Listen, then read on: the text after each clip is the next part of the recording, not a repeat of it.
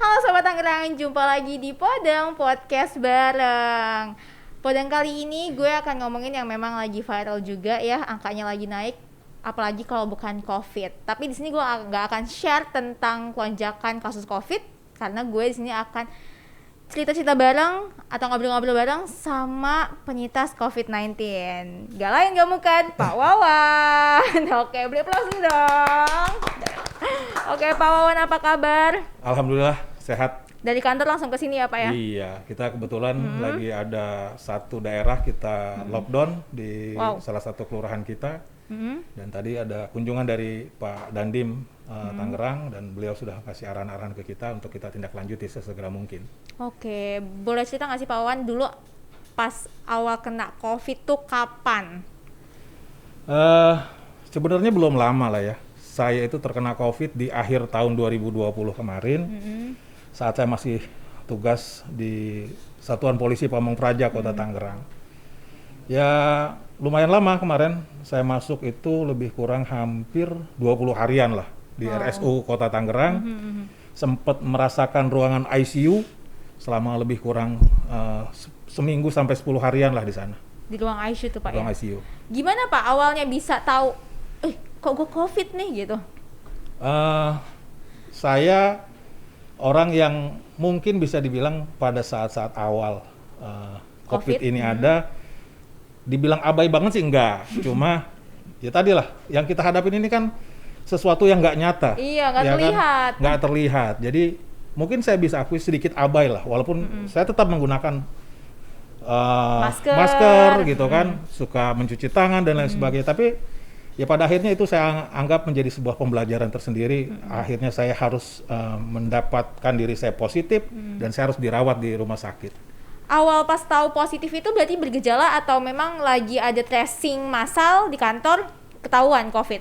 Enggak, waktu itu saya kebetulan sedang ada tugas ya dari kantor, sedang melaksanakan kegiatan pembinaan di masyarakat. Hari itu juga saya harus mempersiapkan rapat, karena kebetulan pada saat itu saya masih menjabat sebagai sekretaris PMI Kota Tangerang. Saya harus mempersiapkan rapat untuk persiapan musyawarah kerja.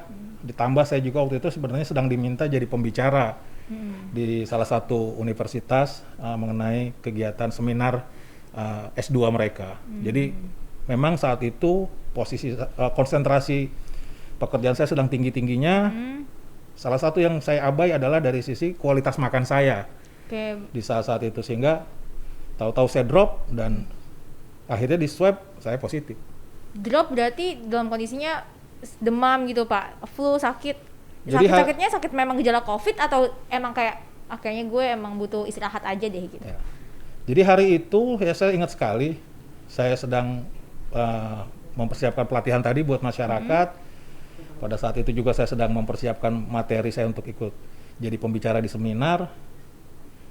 Sampai staf saya mengingatkan saya untuk makan siang.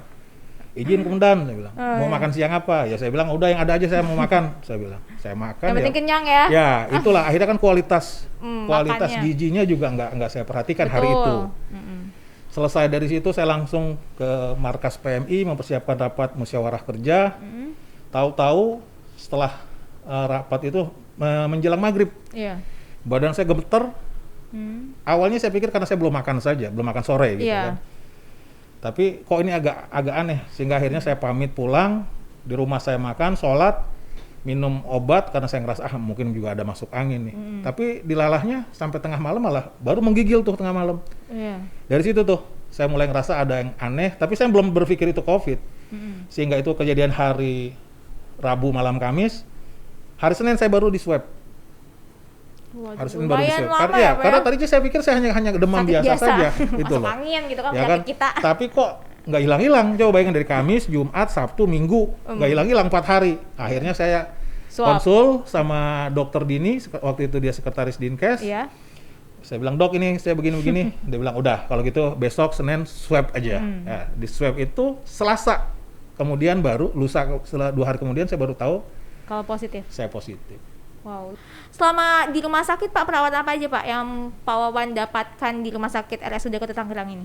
Ya, mungkin pada kesempatan yang baik ini juga saya pengen ngucapin satu yang mungkin belum pernah saya ucapin. Saya mau mengucapin terima kasih lah ke seluruh tenaga medis ya, dokter, perawat di rumah sakit umum pada saat saya dirawat di ruangan biasa, mobil khusus di ICU, sedemikian mereka perhatian sekali gitu kan, dan banyak ngasih motivasi ke saya. Dan itu yang saya pikir juga salah satu efek terbaik buat saya itu adalah motivasi dari mereka selama saya di ruang ICU. Saya diberikan banyak semangat, spirit, hampir setiap hari saya dibangkitkan spiritnya, sehingga itu sangat buat saya itu menjadi sesuatu yang sangat luar biasa lah. Ya. Jadi apa yang saya dapat di rumah sakit semuanya medis, ya kan, semuanya medis. Ditambah tadi spirit yang diberikan oleh pihak dokter, pihak perawat, tuntunan doa dan lain sebagainya. Buat saya, masya Allah ini sesuatu yang sangat luar biasa gitu loh. Jadi medis yang diberi dukungan medis yang diberikan oleh Rumah Sakit Umum Kota Tangerang, plus juga semangat yang diberikan oleh tim dokter dan juga perawatnya, itu yang sangat luar biasa buat saya kemarin. Oke. Lalu pas dinyatakan negatif itu kapan, Pak? Itu sampai berapa kali swab? Kan banyak tuh. Yang 3 kali masih positif lagi terus. Alhamdulillah sih, saya terakhir 2 hari menjelang keluar dari ICU, saya di swab ulang, di ronsen ulang, karena waktu itu dada saya putih semua waktu di ronsen pertama kali, sampai dengan di pertengahan ICU pun saya sempat di ronsen lagi masih putih. Wow. Gitu kan. Padahal saya bukan perokok. Iya. Kan. Bapak nggak ngerokok sama sekali ya, Pak ya? Alhamdulillah sudah 6 tahun saya berhenti ngerokok. Gitu kan. Ya 2 hari menjelang saya keluar dari ICU, saya di swab ulang, di ronsen ulang, sudah pulih dan sudah dinyatakan negatif. Maka saya pemulihan 2 hari di ICU tetap, baru setelah itu saya masuk lagi ke ruang perawatan, lebih kurang 3 hari baru saya diizinkan pulang. Oke, diizinkan pulang, swab lagi Pak? Ya. Oh, swab lagi, negatif lagi, baru pulang ya Pak ya. Setelah dinyatakan negatif, banyak di antara penyintas lainnya yang mereka juga akhirnya ada kondisi tubuh yang dimana nggak seperti semula. Ya Pak, apa Pak Wawan ngerasain gitu juga Pak? Sempat ngerasain itu, terutama. Recovery-nya berapa lama tuh Pak? Gimana? Recovery-nya hampir lebih kurang 2 bulan. Panjang. 2 bulan. Panjang. Ya, pertama yang saya rasakan sekali pada saat saya keluar dari ICU, masuk ke ruang perawatan biasa, saya ngerasa tadinya nggak ada masalah dengan badan saya. Baru kembali normal gitu ya? Baru ngerasa punya masalah itu pas saya menjejakkan kaki ke lantai. Karena kan selama lebih kurang 10 hari saya di ICU, saya nggak pernah nyentuh lantai kaki. Ya, nggak berarti dari bed ya Pak ya? Ya kan, bener-bener bed rest lah ya. Pas nginjakin kaki pertama kali, kayak nggak nyentuh lantai. Kayak nggak napak. Masya Allah, itu langsung saya pegangan ke tembok, balik lagi saya ke bed, ya istighfar aja saya.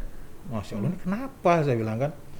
Setelah kita coba terus treatment itu, baru malamnya saya bisa ngerasain tuh kaki itu ke lantai, ya baru mulai bisa aktivitas. Besoknya saya baru bisa aktivitas ke kamar mandi dan lain sebagainya. Kerasa sekali memang. Dan di rumah pun pasca saya pulang, terutama adalah dari sisi pernafasan ya, itu cepat lelah segala macam. Itu kerasa sekali di bulan-bulan pertama keluar dari rumah sakit, itu kerasa sekali. Ya, apalagi yang memang Pak Wawan maksud golongan yang cukup parah juga ya Pak ya, sampai masuk ke ruang ICU nih. Saya ngalamin semua jenis alat bantu pernapasan. Wow, apa aja saya ngalamin semua. Ya sampai dengan yang pakai sungkup itu di ICU itu, saya menggunakan itu. Foto-fotonya ada, saya buat kenang-kenangan saya itu ada. Ya, mulai dari cuma pakai selang gitu kan, sampai dengan saya ditutup habis untuk saluran bantu pernapasan saya. Luar biasa.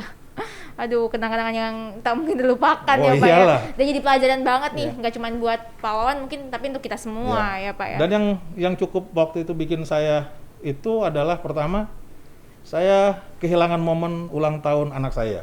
Jadi saya masuk tanggal 23 Desember, anak saya 26 Desember ulang tahun. Wow. Saya kehilangan momen ulang tahun saya. Saya lahir 2 Januari. Jadi 2 Januari saya masih ada di ICU malah. Jadi perayaan tahun baru juga di rumah sakit jadinya. Buat saya kembali sehat adalah anugerah dari Allah Subhanahu wa taala. Kembali sehat adalah kesempatan hidup kedua buat saya, sehingga ya insya Allah saya tidak akan menyia-nyiakan kesempatan ini. Oke. Dan sekarang sudah vaksinasi Pak? Kan sudah 5 bulan ya Pak ya? Iyalah, sudah lah. Sudah dosis lengkap nih? Oh iya, sudah. Alhamdulillah. Dan sekarang donor plasma juga, Pak? Nah, itu. Beliau ketua PMI juga. Sekretaris. Sekretaris. Sekretaris PMI. Sekretaris PMI. Jadi selama di ICU saya 2 kali menerima donor plasma. Ya kan? Jadi 2 kali sempat saya dapat transfusi, 2 kantong lah ya.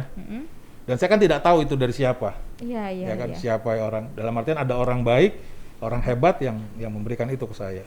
Dan buat saya juga sudah janji gitu waktu itu. Manakala memang saya diberikan kesempatan untuk kembali sehat, langkah pertama yang akan saya lakukan adalah donor plasma, gitu loh. Dan alhamdulillah, walaupun itu waktu itu saya sempat konsul ke dokter-dokter yang ada di PMI, setelah 3 bulan lebih saya diberikan kesempatan tes titer saya, antibodi saya, dan ternyata oke untuk jadi pendonor plasma. Sampai dengan hari ini saya udah 4 kali donor. Jadi per kali donor itu kan per 2 minggu. Jadi sudah 2 kali 4, sudah 8 minggu ini saya donor terus. Dan setiap donor ya lumayan.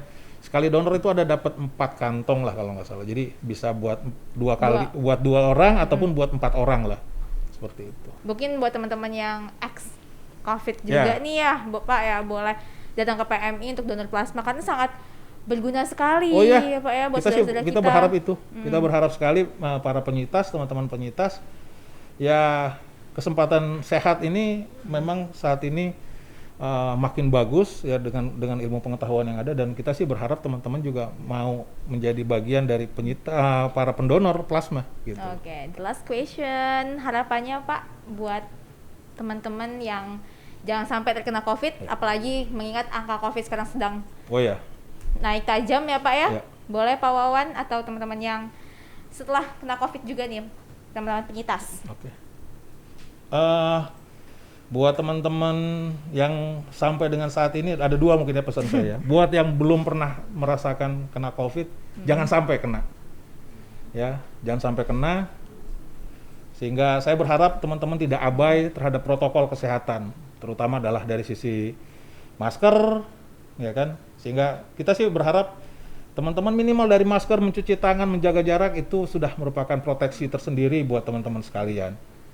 Untuk teman-teman yang sudah pernah terkena COVID, saya menghimbau untuk juga berbagi terhadap sesama pasien COVID mungkin dengan cara mendonorkan plasmanya, sehingga insya Allah nanti dari plasma teman-teman ini bisa menjadi salah satu alternatif pengobatan COVID. Dan buat semuanya, saya mengingatkan pandemi belum berakhir. Mari kita sama-sama sayangi diri kita dengan terus menjaga, menerapkan protokol kesehatan untuk diri kita, sehingga insya Allah aman buat kita, aman buat sekitar kita, buat keluarga kita, dan lain sebagainya, sehingga kita berharap pandemi ini bisa segera berakhir di Indonesia, di Kota Tangerang khususnya. Amin ya Rabbal Alamin. Nah, itu dia podcast bareng kita bersama Pak Wawan ya, penyintas COVID-19. Gimana cerita beliau nih yang memang harus survive ya Pak ya, baik itu mental ataupun fisik untuk melawan COVID-19 ini.